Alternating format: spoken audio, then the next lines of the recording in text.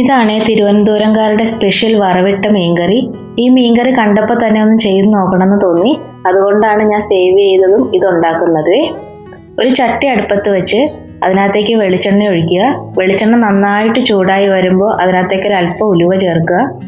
ഉലുവ ചേർത്ത് ഉലുവയൊന്ന് പൊട്ടി വരുമ്പോഴത്തേക്കും അതിനകത്തേക്ക് ചെറിയുള്ളി ചെറുതായിട്ട് അരിഞ്ഞത് ചേർത്ത് നല്ല ബ്രൗൺ നിറമാകുന്നത് വരെ ഒന്ന് മൂപ്പിച്ചെടുക്കുക.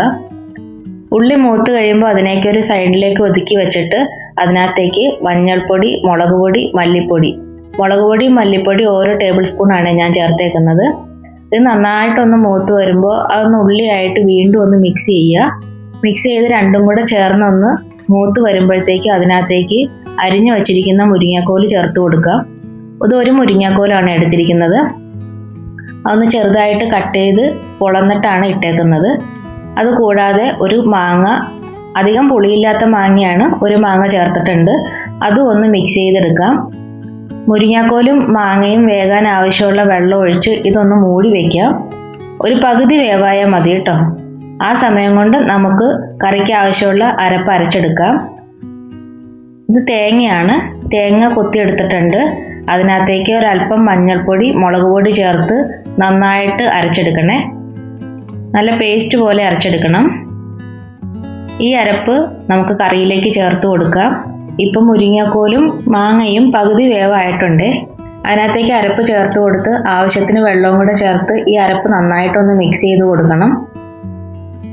ഇത് നന്നായിട്ടൊന്ന് തിളച്ച് വരട്ടെ. ആ സമയം കൊണ്ട് അതിനകത്തേക്ക് ഒരു കഷ്ണം ഇഞ്ചി, 2 പച്ചമുളക് അരിഞ്ഞത്, ഒരല്പം കറിവേപ്പിലയും കൂടെ ചേർത്ത് കൊടുക്കാം. ഈ സമയത്താണ് ഉപ്പ് ചേർക്കുന്നത്. കല്ലുപ്പാണ് ചേർത്തേക്കുന്നത്.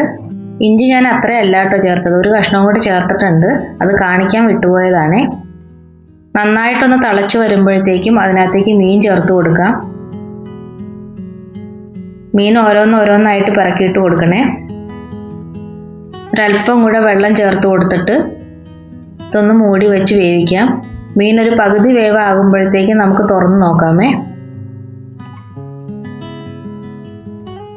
ഇനി തിളയ്ക്കുന്ന വരെ ഇതൊന്ന് മൂടി വെച്ച് കൊടുക്കാം. ഒരു പകുതി വേവായിട്ടുണ്ട് മീൻ. ആ സമയത്താണ് പുളിവെള്ളം ചേർക്കുന്നത്. വാളംപുളിയാണ് കേട്ടോ ചേർക്കുന്നത്, കുടംപുളി അല്ല. വാളംപുളി വെള്ളം ചേർത്തു. ഒരു തക്കാളി അരിഞ്ഞത് ചേർത്തിട്ടുണ്ട്. അത്യാവശ്യം വലിപ്പമുള്ള തക്കാളിയാണ് ഞാൻ ചേർത്ത് കൊടുത്തത്. തക്കാളി ചേർത്തു. ഇനി ഇതും കൂടെ ഒന്ന് വേകുന്ന വരെ വീണ്ടും ഒന്ന് മൂടി വെച്ച് വേവിക്കണം. ഒരു 10 മിനിറ്റും കൂടെ അതൊന്ന് കുക്ക് ചെയ്തെടുത്തിട്ടുണ്ട്. ഇനി കുറച്ച് നേരം തുറന്ന് വെച്ചിട്ട് അതൊന്ന് തിളച്ച് വരട്ടെ. ചട്ടി പതുക്കെ ഒന്ന് ഇറക്കി വയ്ക്കുക. വേറൊരു ചീനച്ചട്ടി അടുപ്പത്ത് വെച്ച് നമുക്കിനി ഇതിനകത്തേക്കുള്ള വറവാണ് എടുക്കാൻ പോകുന്നത്. ഈ മീൻകറിയുടെ സ്പെഷ്യൽ എന്ന് പറയുന്നത് ഈ വറവ് തന്നെയാണ്. ഇതിൻ്റെ ടേസ്റ്റാണ് ഈ മീൻകറിക്ക് എടുത്ത് നിൽക്കുന്നത് കേട്ടോ. ഒരല്പം കടുക് ചേർത്ത് കൊടുക്കാം. വെളിച്ചെണ്ണ വെച്ച് ചൂടായി വരുമ്പോൾ ഒരല്പം കടുക്, വട്ടത്തിൽ അരിഞ്ഞ ചെറിയുള്ളി, 2 ഉണക്കമുളക്, ഒരല്പം കറിവേപ്പിലയും കൂടെ ചേർത്ത് ഈ വറവ് നമുക്ക് മീൻകറിയിലേക്ക് ഇട്ട് കൊടുക്കാം.